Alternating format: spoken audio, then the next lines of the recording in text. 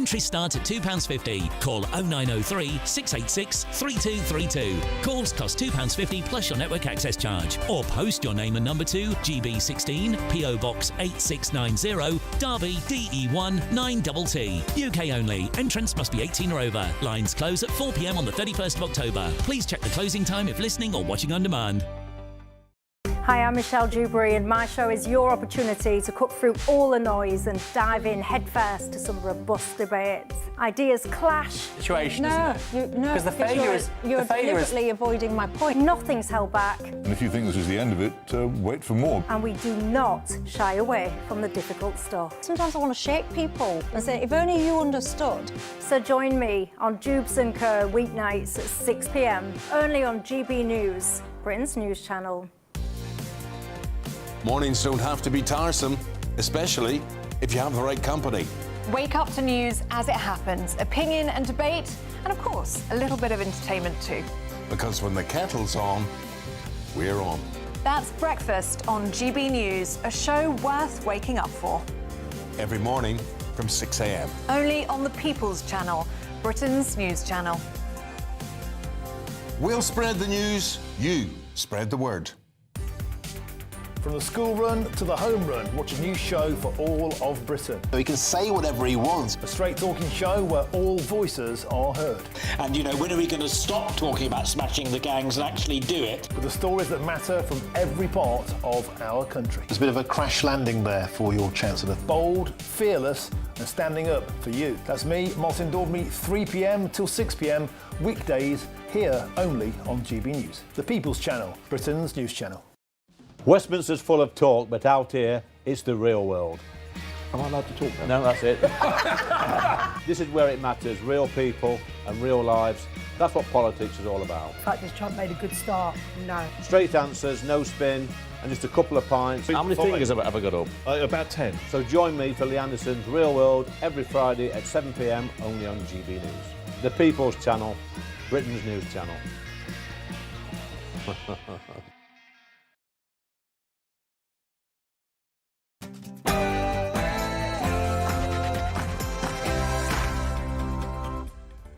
Hello, good evening. It's me, Jacob Rees-Mogg, on State of the Nation tonight.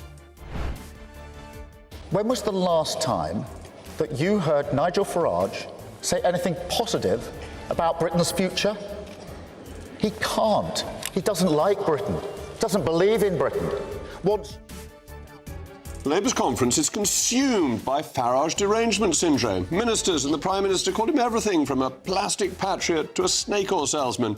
But reform is dominating the polls. Labour's strategy of personal tax seems to be backfiring, driving voters straight into reform's arms. Also tonight. I can announce that after schools shut their gates from Friday afternoon, they will remain closed to the vast majority of pupils until further notice. Lockdown's damaged what has been called the very fabric of childhood. The COVID inquiry has heard children lost members of their families, missed birthday celebrations, and many are still living with the long-term effects of lockdown isolation. Why did ministers close schools, and were the risks to children made clear? Plus, has Russia's war with the West already begun? The former head of MI5 says it may be so. She says Russian demonstrations of sabotage, covert operations and cyber attacks all mean that it may have done. And local councillors are set to get gold-plated pensions as families are facing record council tax rates. Over 16,000 local politicians will benefit as councils edge towards bankruptcy and bills rise by billions.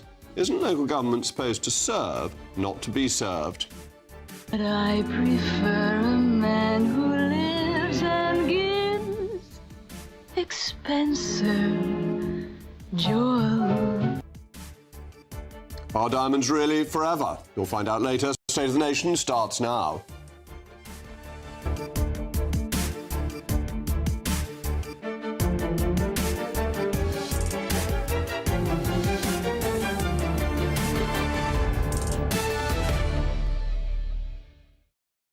I'll also be joined by my most pugnacious panel, the former editor of The Sun, Kelvin Mackenzie, and the contributing editor at Novara Media, Michael Walker. As always, I want to know your views. mailmog@gbnews.com. But now, it's your favourite time of the day, the News Bulletin with Sam Francis.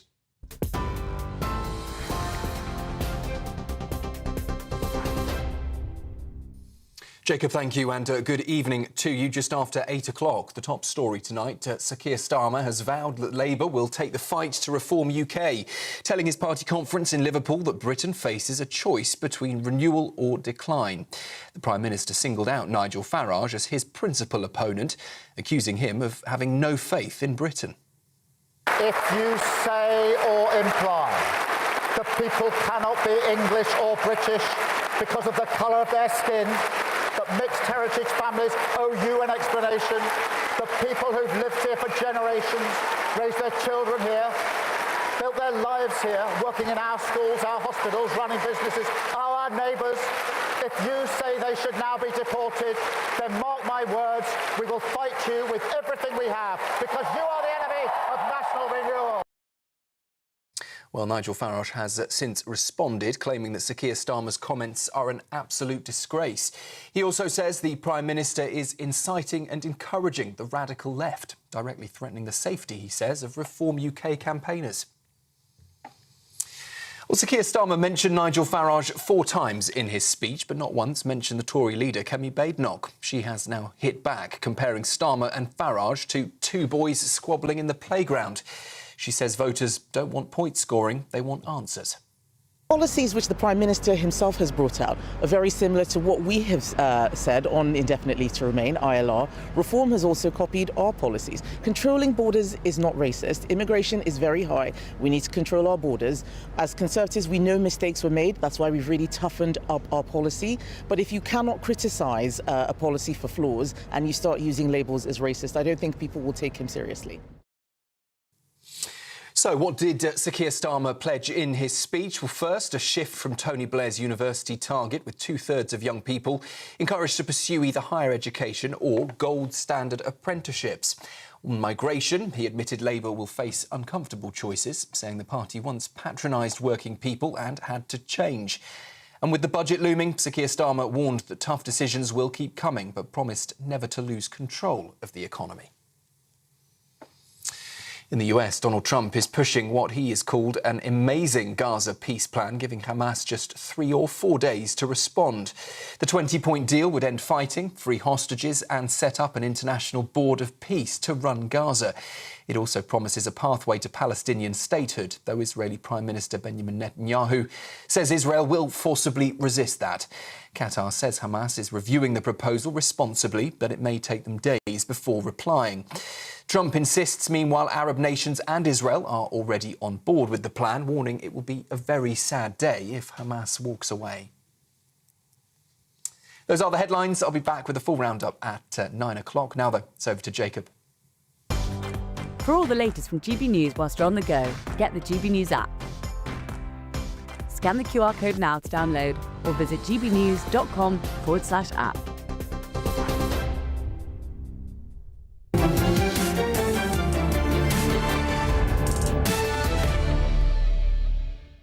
Welcome back to State of the Nation. The legendary and brilliant cartoonist Matt published in today's Telegraph a cartoon showing delegates leaving Labour's conference captioned, "Next year I'm going to the Reform Conference. They don't spend the whole time talking about Nigel Farage." Labour is suffering from Farage derangement syndrome. The Prime Minister used his speech to the Labour Party conference today to say this. When was the last time that you heard Nigel Farage say anything positive about Britain's future? He can't. He doesn't like Britain, doesn't believe in Britain, wants you to doubt it just as much as he does. So he resorts to grievance. They all do. And it wasn't just the Prime Minister, the Home Secretary, the Foreign Secretary, the Health Secretary and the Lord High Chancellor all took aim at the Reform leader. He doesn't like Britain, doesn't believe in Britain. Nigel Farage is a snake oil salesman. The plastic patriots in Reform. The single greatest threat is the agenda of Nigel Farage. We must call his scheme racist. Racist, plastic patriot, snake oil salesman. Labour is terrified of reform, and it's wise to be. Then the Deputy Prime Minister said this. I will leave it for the public to come to their own judgments about someone who once flirted with Hitler Youth when he was younger. That is for the public. Well, he accused Nigel Farage of flirting with the Hitler Youth. The Hitler Youth finishes 20 years before Nigel Farage was born, And moments later, the Lord High Chancellor said this. He has denied it, and so I accept that he has denied it, and I would like to clarify that position because in the end the Prime Minister was keen for us to focus on the policies, not the individual. The full quote is absolutely glorious because Lammy says, first of all, that he's not going to indulge in personal attacks, then accuses Nigel of belonging to a group that didn't exist when Nigel was born. And the whole thing is extraordinary and desperate. And this is where Sir Keir Starmer is in trouble because he risks being remembered as the leader who enabled a Farage landslide. It would be the biggest humiliation in the history of the Labour Party to lose an election to reform, which is what current opinion polls show may be likely. Immigration is unquestionably now the public's main concern, which is something Nigel Farage has understood for many years. Nigel Farage finally responded to Labour's attacks this afternoon, saying they extend to millions of people who are rightly concerned about immigration. If you think we should control our borders, you are, by the definition of the Prime Minister and his cabinet, all racists. Now, I don't normally worry about abuse being thrown at me. I've got kind of used to it over the course of the last few years. But to accuse countless millions of being racist is a very, very low blow.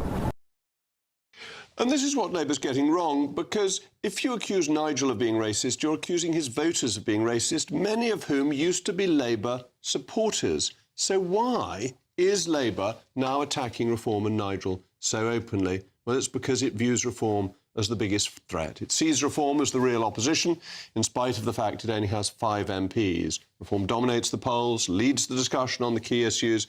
But Labour needs to be very careful of this tactic. As the great Lady Thatcher once said, I always cheer up immensely if an attack is particularly wounding, because I think if they attack one personally, it means they have not a single political argument left.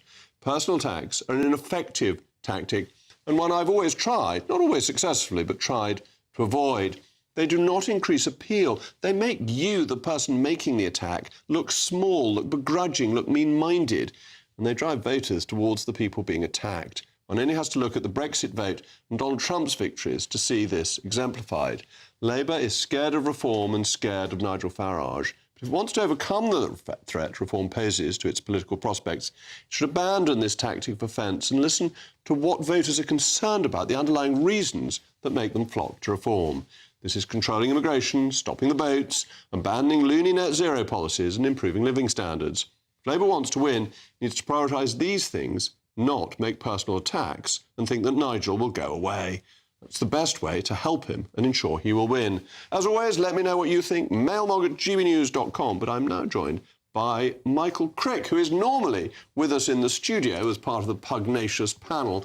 Michael, is the Labour Party sort of becoming the Nigel Farage Appreciation Society and just boosting him in people's estimation by these silly attacks? Well, can I just talk about the issue of the Hitler Youth, because just for a moment, because actually I think I may have played a role in putting this story into the public domain. It all stems from a letter that one of his teachers said at school, that saying that Farage had been on a CCF camp and involved in singing Hitler Youth songs. And that was the only source for that allegation, which I made on which I repeated on Channel 4 News many years ago. So that's how it's got into the public domain. I've always acknowledged that Farage has denied it, and I also should say that there's no other source that says that Farage was involved in Hitler Youth songs. Anyway, getting back to the point, I mean, I agree with a lot of your analysis.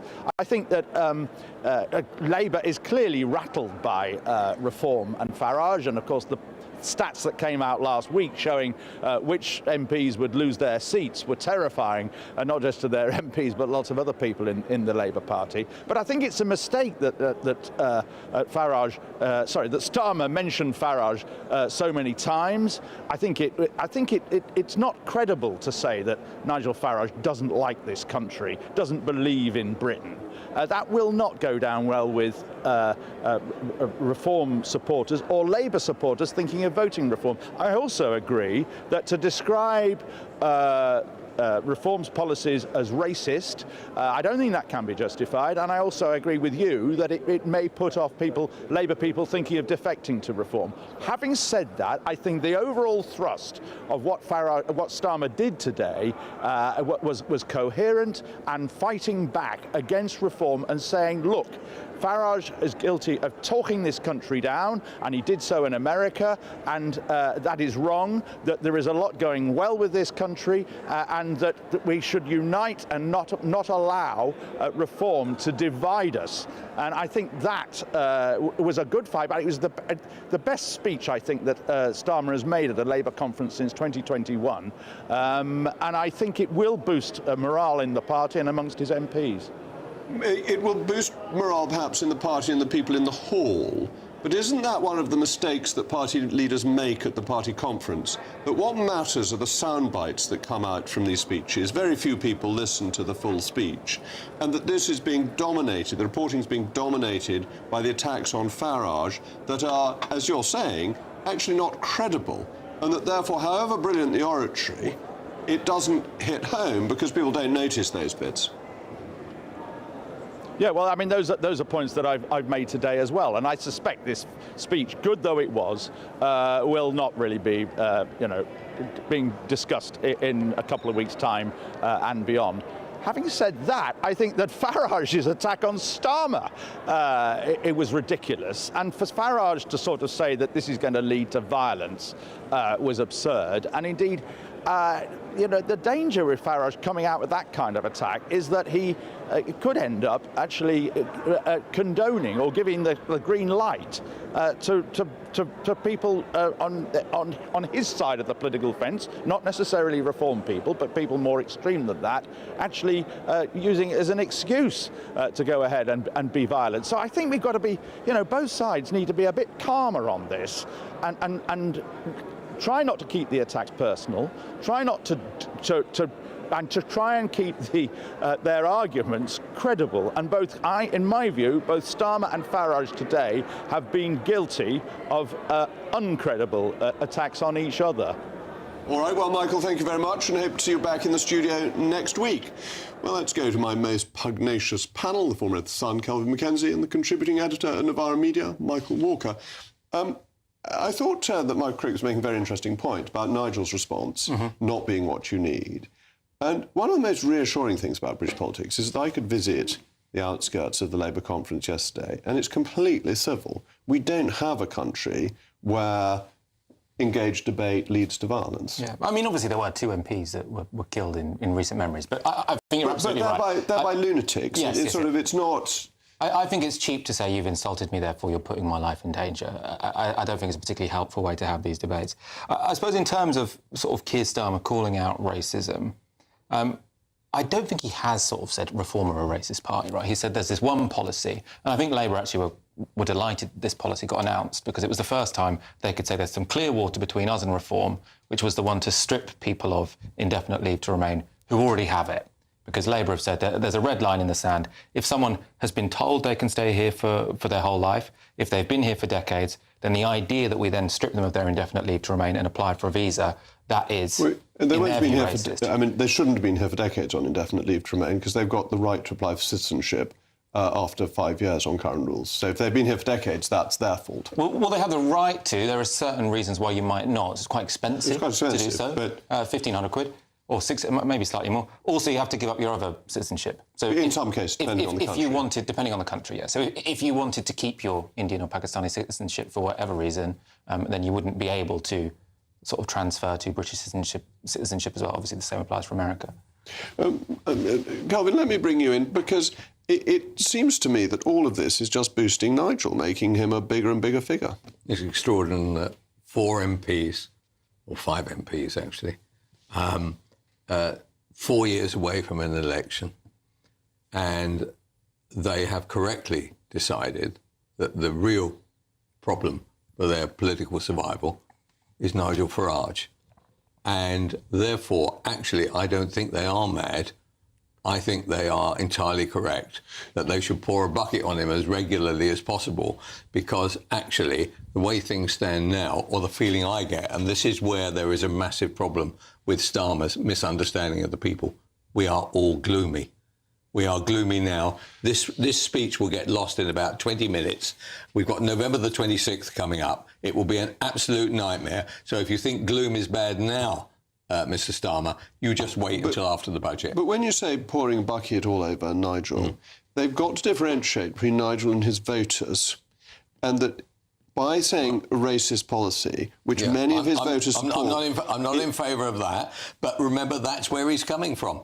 He hasn't got anything else to say. He's got nothing to say on the economy. He's got nothing to say on jobs. He's got nothing to say on an increase in standard of living. All he can say is racist, and that is an error. But, however, attacking Farage on a regular basis is actually, to my mind, a very good idea. Even from the Prime Minister himself, shouldn't the Prime Minister rise above this and not make personal attacks? Doesn't it demean the office? No, not in today's world. In today's world, the Prime Minister is everything politically, and nobody else matters. What Lammy says, what Cooper says, even what Mahmood says, doesn't matter a row of beans. When the Prime Minister says something, that's the beating heart of a political party. If that's right, this Prime Minister is the most unpopular Prime Minister in polling history, more unpopular than Liz Truss, more unpopular than Margaret Thatcher during the poll tax. Can a Prime Minister who's that unpopular survive?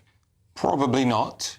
I mean, it is. I have to say, I don't really like Keir Starmer, but I do think it's slightly unfair. He's the least popular Prime Minister we've had in recorded history. I don't think he's quite that bad. I would have said Liz Truss did a worse job than him, but, you know, it's not really the comparison you want if you are a Labour Prime Minister. I mean, what I would imagine, you know, if you're a Labour strategist and your main sort of the main thing you want is to win a majority of the next election, sort of politics aside, is you say you get Labour's ducks in a row on certain controversial issues, migration, etc., then you get rid of Keir Starmer and get in someone who can actually make an argument. Because I do think one of the biggest problems with Keir Starmer is whether the policy is good or bad, he can't really explain why he's doing anything. And I think the first thing you need from any politician is they have to be able to sit in an interview, get asked a difficult question and explain why they're doing something. And he's always sort of saying, I don't really want to answer the question, actually. Michael, can I ask you this? From the position of the left, do you actually want Starmer to move out, say, with 18 months to go before an election? Or do you think, actually, he's likely to be pushed out? Well, I mean, I suppose from the position of the left, I mean, my ideal would be something like Keir Starmer is replaced by Andy Burnham. Andy Burnham has a much more open sort of approach to the Greens or whoever is to his left, and you have some kind of progressive coalition that wins a majority of the next general election. It's not necessarily likely, but what else is? I do fear that if Andy Burnham's the answer, it must have been a silly question. Anyway, thank you to Michael Crick and indeed to my panel. From 6 o'clock tomorrow morning, the Prime Minister will speak to GB News political editor, the one and only Christopher Hope, covering all the events from the Labour Party conference. Coming up in just a moment. I can announce that after schools shut their gates from Friday afternoon, they will remain closed to the vast majority of pupils until further notice. Lockdown's damaged what has been called the very fabric of childhood, the COVID inquiry has heard. Why did ministers close schools, and were the risks to children made clear? Thank you.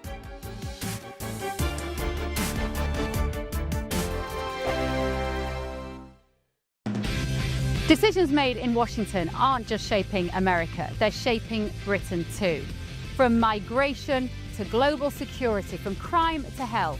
Whatever happens in the White House today will be felt in your town or city tomorrow.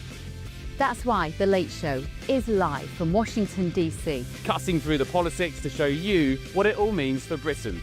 The Late Show live every night at midnight. Only on GB News, Britain's news channel. GB News Breakfast, every day from 6 a.m. Are you panicking when you're in Northern Ireland when you go out and about because there is a lack of chargers? Well, listen, I'm really pro-EV, and we've had the odd issue with broken EV chargers, particularly yesterday at both Ballymoney at Beasties and also over at Dunsilley. We had issues with chargers, but the charging infrastructure is used very rarely. My mother, for example, she has overnight charging at home. She's never used a public charger, and she's had the car for 3 years. Yeah. So if you've got that domestic overnight charging, it's cheap. cheap, it's very affordable if you buy a 2-year-old EV, and they are absolutely the way forward. I'm a Yorkshireman. I don't like parting with my brass. I want to get cheap motoring, and for less than a penny a mile and a car for less than 20 grand to start with, you know, it sounds a bit blasé saying £20,000, but relative to what these cars are new, they're incredible value for money, and we're seeing mass adoption. There's a garage in Richmond in North Yorkshire that sells more than half of the cars they sell are electric vehicles, and that's in a rural Dales area. So it's about having that domestic overnight charging and not having to rely on public infrastructure. Danny, where it doesn't convince me at all is, right, so I'm living in London and I want to go to see Manchester United, and I might get there, but am I going to get back down again? Or worse still, if I'm not on full charge, I'm going to miss kickoff because I'm going to have to rely on a public charger somewhere. So is that the sort of anxiety? I mean, you were talking about range anxiety there, Ellie. Is that the sort of anxiety people have? I mean, I genuinely have that. Despite what we were hearing there from Fraser. GB News, the People's Channel. Exciting news. Every Friday, my Patrick Christie's Tonight Show is going to have a twist to it. We're welcoming some special guests. You. That's right, on Fridays, I'm going to be doing my show in front of a live studio audience because this show is about you and what you have to say. It's going to be the same big debates, same big topics, same big opinions. But every Friday night at 9 p.m, you are invited to come on down to Patrick Christie's Tonight to be a part of the action. Only on GB News, the People's Channel, Britain's news channel.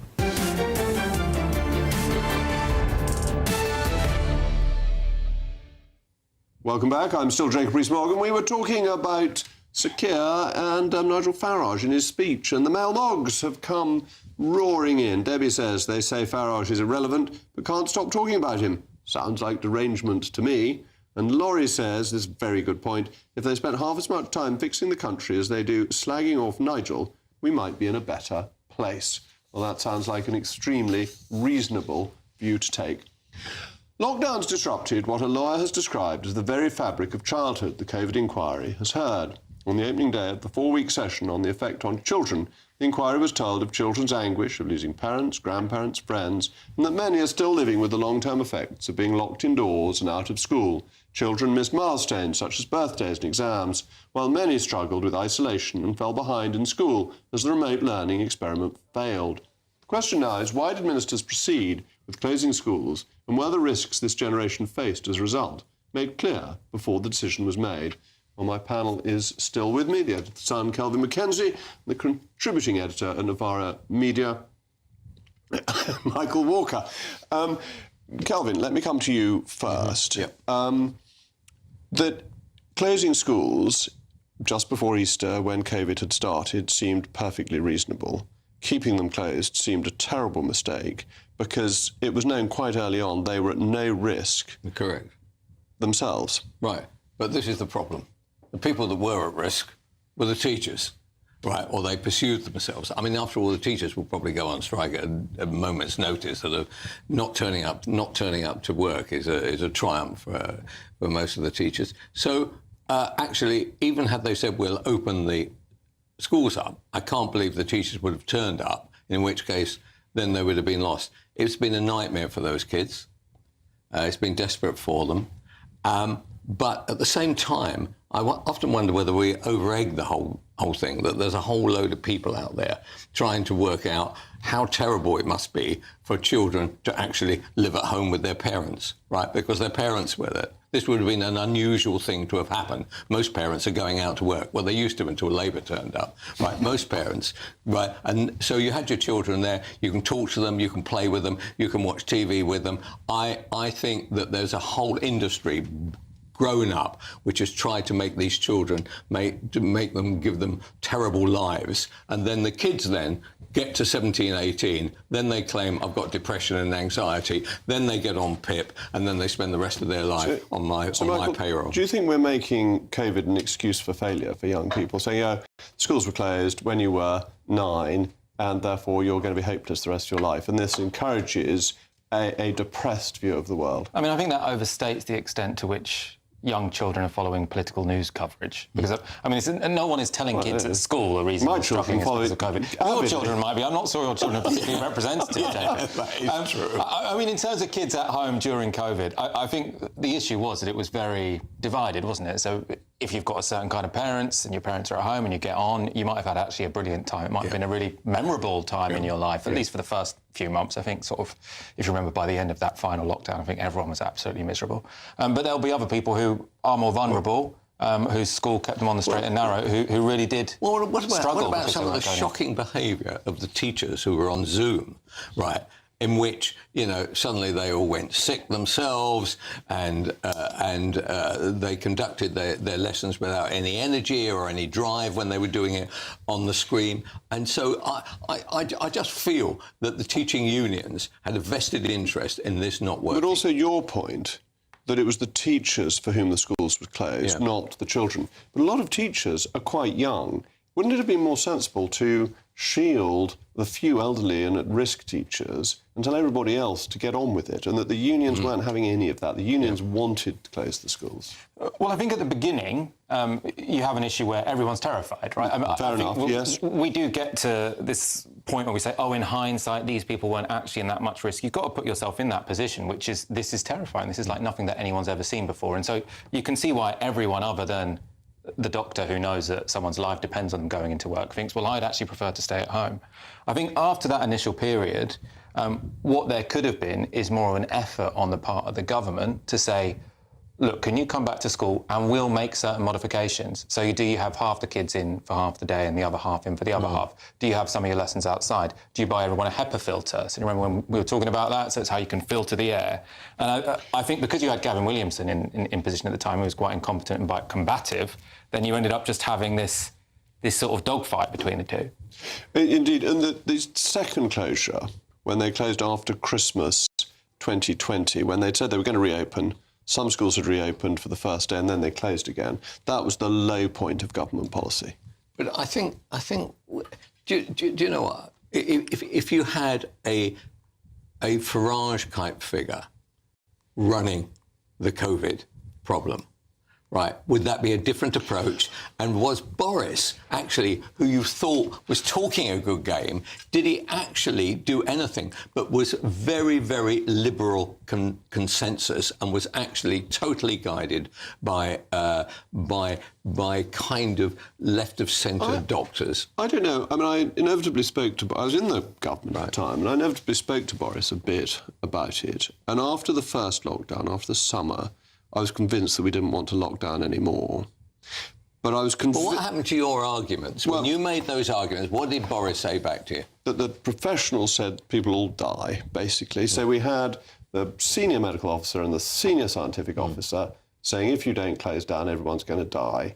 And I thought, much though I was gung-ho about opening up, and as a minister not taking the decisions, that was an easy position to be in, I thought I was the Prime Minister and these experts were telling me you're going to kill everybody if you open up. Even though they were wrong, you couldn't go against that advice. It would have been a very brave... Even Nigel would have found it very difficult. Well, we are rewriting history a bit as well, because in that autumn, you remember, there was the period when all the medics, the medical advisors were saying, can you please have some restrictions?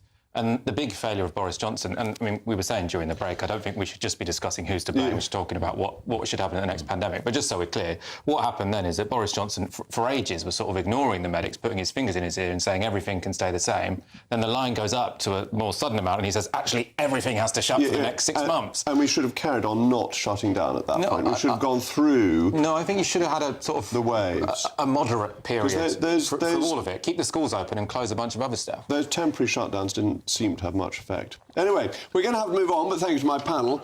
In a moment, has Russia's war with the West already begun? The former head of MI5 says it may be so. She says Russian demonstrations of sabotage, covert operations and cyber attacks all point to a new form of warfare.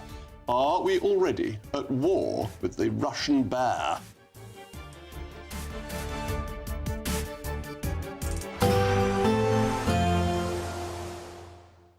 Dinner under the stars tonight? That reminds me of our travel insurance. You mean all clear skies? All Clear Travel Insurance sponsors GB News travel destinations forecast. Torrential rain at the moment across parts of Spain. That will be easing from the Valencia area. Meanwhile, some heavy rain across parts of southern Italy during Wednesday, particularly over Sicily, and some scattered showers too likely across the Balkans. 1 or 2 showers over Greece. Most of the Greek islands, though, dry, fine and sunny, and plenty of sunshine in Turkey as well. The odd shower cropping up in Santorini as we head through Friday. Some sunshine returning to Rome. Goodbye. All Clear Travel Insurance sponsors GB News Travel Destinations Forecast. Hello again and welcome to the latest update from the Met Office for GB News. Clear spells will remain by and large across England and Wales overnight, but it will be much cloudier further north across Scotland and Northern Ireland with increasingly heavy and persistent rain arriving. That's because this next frontal system that moves in is more active than the weak fronts we've seen during the last couple of days. So soon enough, during the evening, heavy rain arrives across Northern Ireland into western Scotland, and it's going to persist throughout much of the night. But for much of England and Wales, there'll be some patchy cloud around, particularly towards the west, but in between, clear spells, lighter winds here, and so a similar night to previous nights with temperatures falling into the single figures and some mist and fog forming, particularly south of the M4 corridor. That's what we wake up to on Wednesday, some patchy mist and fog.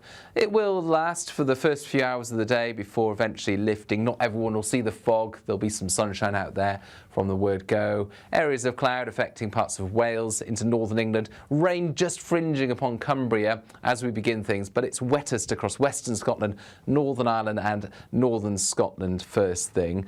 Actually, the morning is the wettest period because the rain does tend to ease a little into the afternoon. It's not going to disappear entirely, but we end up with on and off mostly light rain for Northern Ireland and for much of Scotland, particularly towards western parts. Eastern and northern Scotland turning brighter with actually still some warmth here. The warmest air will be towards the south where we see some sunshine after those mist patches, 20 or 21 Celsius possible.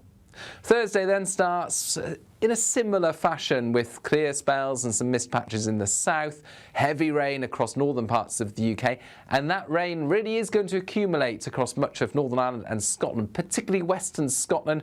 A rain warning in force, risk of localised flooding by the time we get to Friday.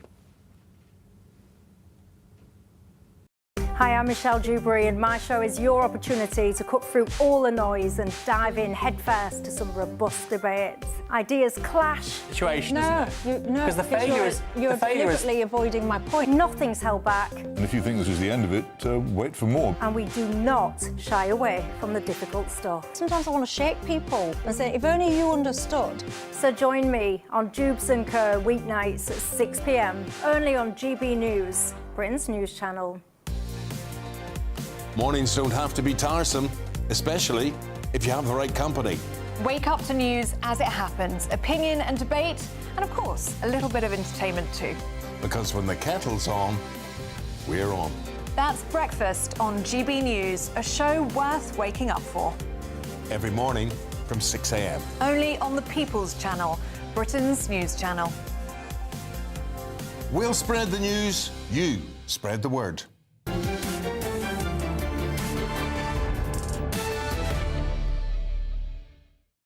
Has Russia's war with the West already started? The former head of MI5 thinks those who think so may be right. Baroness Manningham-Buller says sabotage, covert operations and cyber attacks are indicative that Russia's hostility amounts to warfare. Lady Manningham-Buller recalled meeting Vladimir Putin in 2005 when hopes of lasting reconciliation were high and when that hope collapsed with the murder of Russian dissident Alexander Litvinenko a year later. So, are we already at war with Russia? Well, I'm joined now by one of the real experts in this field, the editor, defence editor at the Evening Standard, Robert Fox. Robert, thank you very much for coming in. Is Russia probing away at us in a warlike way? That is absolutely the right way to put it. To say it's open, hot war conflict, all-out war, it would be wrong. But this is what I think Dame Eliza was getting at, and actually she was quoting another great authority, Dr. Fiona Hill, who co-author of the Defence Review and a former advisor to Trump, the first Trump administration. And both of them rightly divine that it's been a probing game, particularly by Putin, almost ever since his rise to power. He came to top authority, as it were, under Yeltsin in 1999, as the thing changed. So he's been there 25 years. And where both the ladies are right, there's a consistent thread. You mentioned Litvinenko. The following year, he spoke at the Munich Security Conference, and he said, I'm in confrontation, more or less. He was serving notice with NATO. Now, it's in what terms that we see that? Ukraine also has something else. It is a redemption of how he sees Russia, and he sees Ukraine as an integral part of Russia, and it's very important to his rebuilding the Russian Empire like the Soviet Union, but without the hammer and sickle, and without the tin pot Marxist-Leninist doctrine. But that's what the game is. And I'm afraid, I think that the two ladies and Lord George Robertson are right in concluding that Russia sees it as a necessary confrontation with NATO. They want to write NATO down in the jargon. They don't want to invade Western Europe, but they want bits of Western Europe that say they're Western Europe really belong to Russia. They'll go for the Baltics, I think, if they're allowed to within 4 or 5 years. So Estonia, Latvia, Lithuania. And they feel that they're at risk, and they find some of the probing attacks hit them. Poland and Denmark have also suffered from these attacks. They're very interesting because they're very militant. Poland is really stepping up in rearming in NATO, as is Finland. Denmark is a curiosity because it is so active. We've heard, I think she's been very clever, Mette Frederiksen, the Prime Minister. They've had continuous drone surveillance, disrupted not one airport, but at least half a dozen consistently over the past week. Why, for goodness sake? Stop to think. One thing that we're not declaring is Denmark is a big supporter of Ukraine practically. It is helping the tactical drone business, but it's also providing fuel and technology for the long-range missiles like the Flamingo, which is causing such damage to the energy infrastructure of Russia. What are the long-range missiles doing? What is the effect of them, and how does this damage Russia's fighting capacity? It's not damaging it immediately, but it's beginning to have really long-term effect because with these strikes on refineries, and the refineries are not so important as the pipelines and the switching stations, they've lost 1 million barrels refining capacity in the last 6 weeks. The problem is we go into the deep winter, if they hit the lines in Siberia, the big lines coming north or south, the oil stays in the pipeline, it can freeze, and they burst, and the whole infrastructure has gone.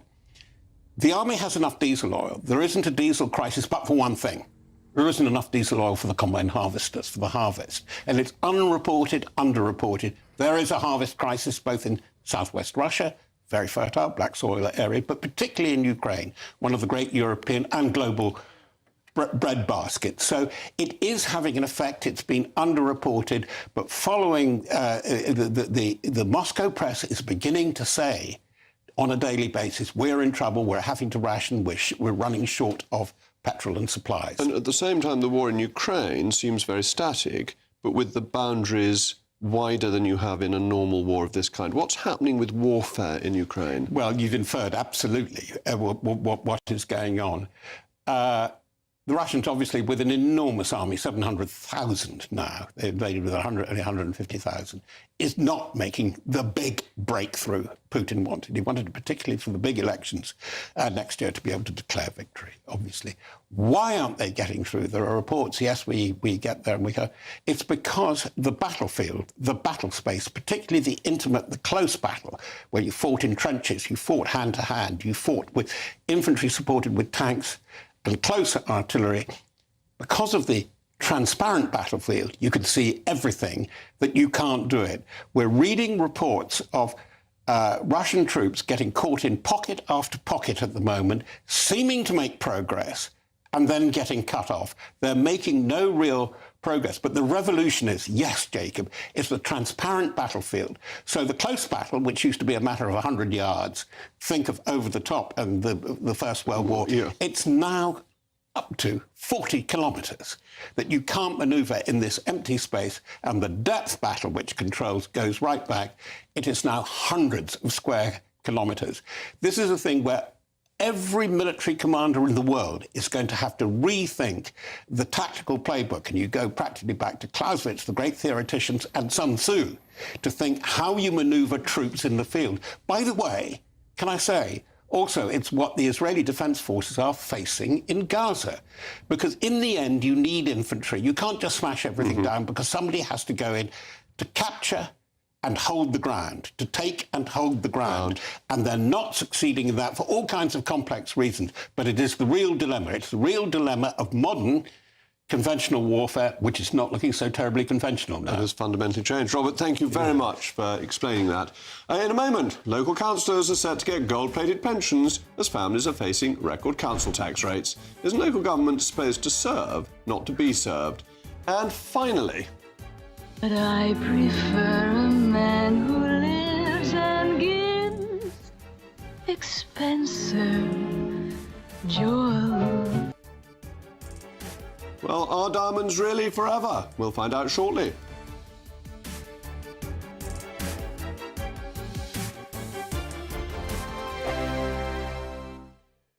At GB News, we love to hear from you, our loyal community.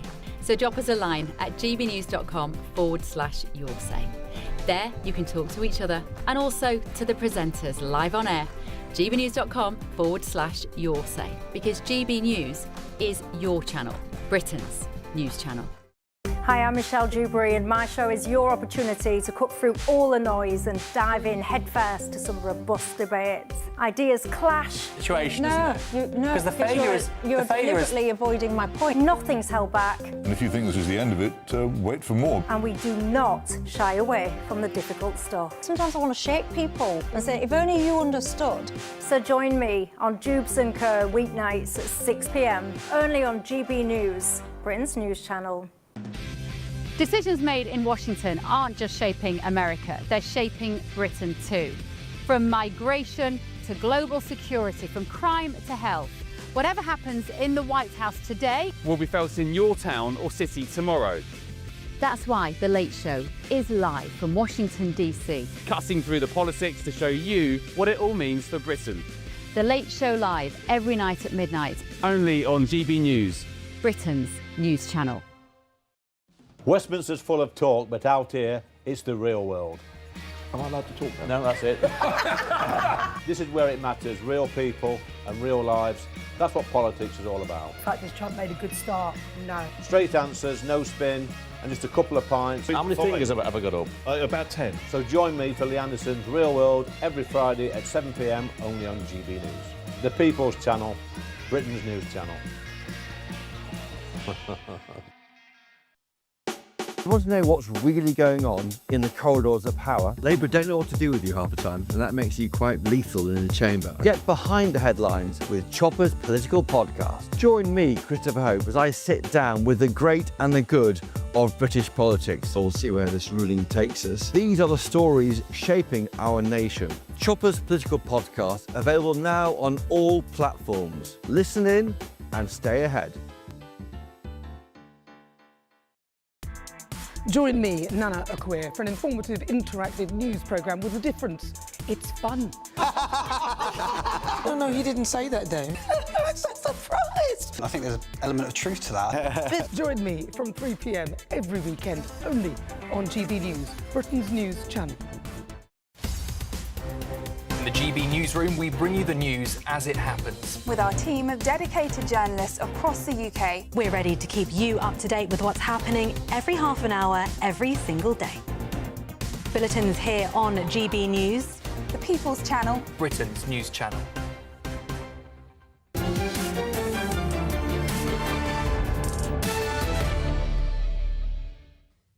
Councillors are to be handed gold-plated pensions just as families face record rises in council tax. More than 16,000 local politicians will now get taxpayer-funded retirement perks, more than a decade after they were quite rightly scrapped by the Conservatives. Labour's Community Secretary Steve Reid has announced this, so despite councils teetering on the edge of bankruptcy and bills set to soar by almost £10 billion in the next 4 years, the councillors will be cashing in. Let me go to my panel. Michael, councillors never used to get pensions. They used to get expenses for mileage they drove into the council offices. Isn't it meant to be a public service of a local level, not a job. I mean, I don't have incredibly strong feelings about councillors' pay, but I mean, cabinet members, it is a job. They don't get paid very much at all, actually. I know people who are sort of head of housing in a very busy borough, and I was quite shocked at their salary. But I think they got about 40,000. The person I know gets 35 in London. Yeah. That's not loads. But I suppose here, to me, this seems like this is going to be a very small sum of money for councillors, giving them a pension, which is presumably proportionate to how much they were earning per year anyway, which is about 10 grand or whatever. Local authority funding is a huge issue in this country, and that's mainly because you guys, when you were in power for 14 years, dramatically cut their funding, and that's why I think one of the big reasons actually for the rise of reform is that people are seeing their neighbourhoods crumble around them, and that was because it was councils who took the biggest hit when it came to austerity. Well, I'll tell you one set of people who haven't suffered, of course, are council employees, because £1 in 4 of my council tax, your council tax, all our council taxes actually goes on pensions for the employees. Right? Now, we cannot carry on funding in this way. What it looks like to me is that come November the 26th and beyond, we're going to see council tax go through the roof. I don't want to see any costs go anywhere. What is it that I am being charged for?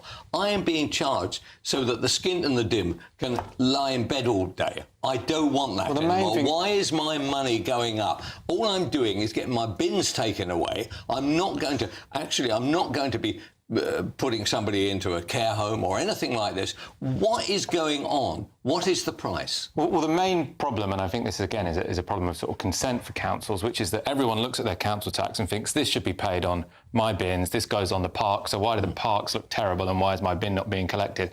And that's because we have a strange situation whereby councils are responsible for adults with learning difficulties, social care for adults, and all of their budget, pretty much all of it, goes on these statutory duties which they have, and that means there's no money left for bins. So grumpy old guys like you think, why am I paying this money when my bin isn't getting collected less of the old regularly enough? Grumpy, I agree But with. isn't Calvin right that no extra cost should be added at this point? The country's got no money, councils have no money, our whole pension scheme in the public sector is massively underfunded. It's probably a couple of £1 trillion of liability if it were to be accounted for actuarially.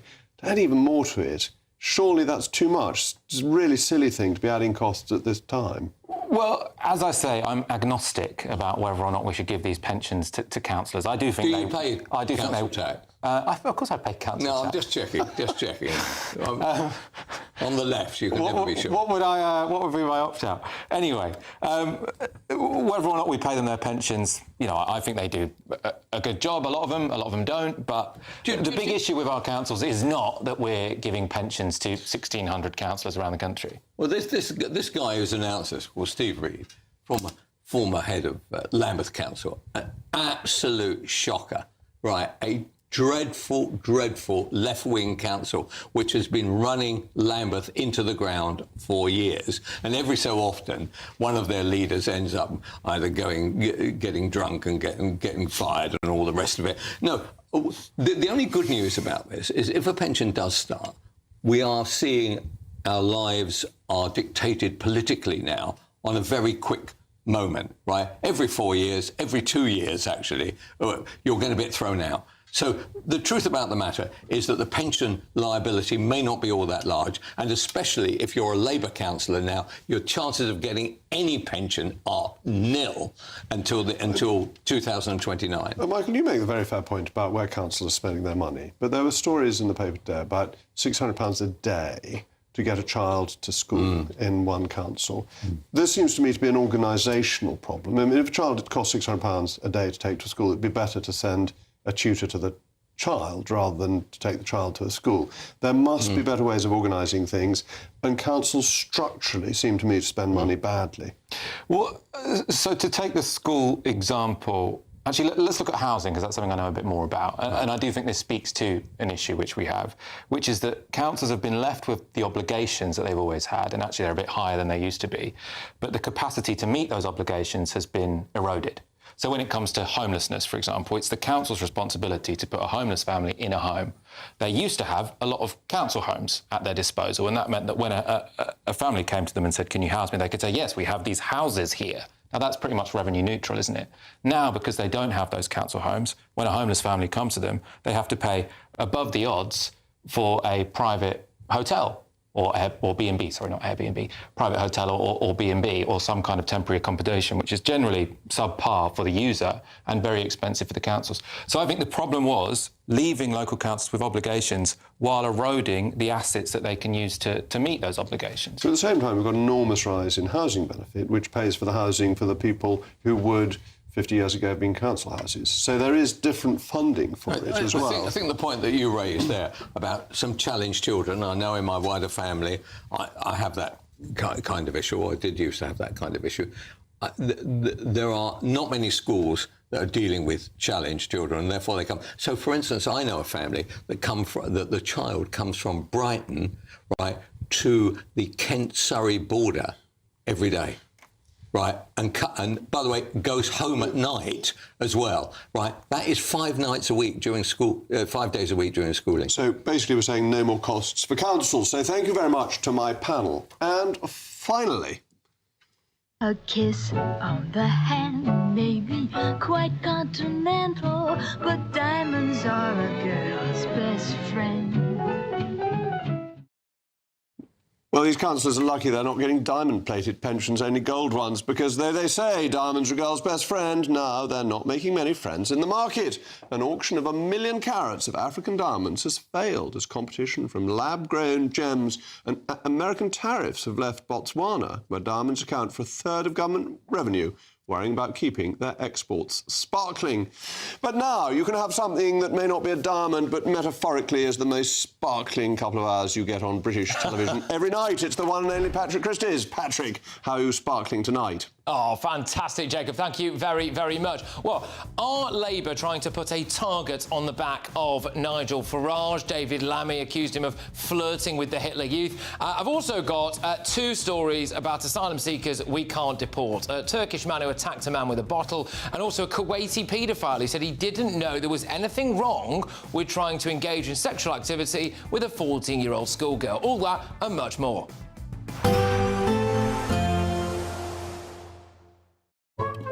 Today's outlook: cool, calm and completely horizontal.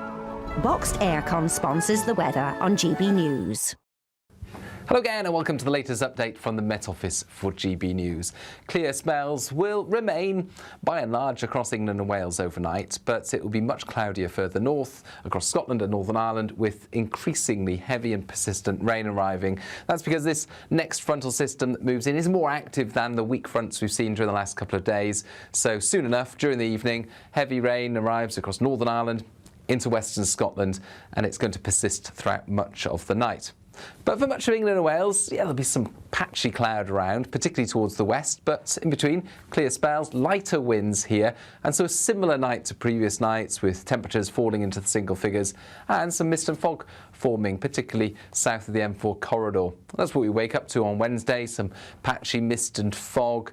It will last for the first few hours of the day before eventually lifting. Not everyone will see the fog. There'll be some sunshine out there from the word go. Areas of cloud affecting parts of Wales into northern England. Rain just fringing upon Cumbria as we begin things, but it's wettest across western Scotland, Northern Ireland and northern Scotland first thing. Actually, the morning is the wettest period because the rain does tend to ease a little into the afternoon. It's not going to disappear entirely, but we end up with on and off mostly light rain for Northern Ireland and for much of Scotland, particularly towards western parts. Eastern and northern Scotland turning brighter, with actually still some warmth here.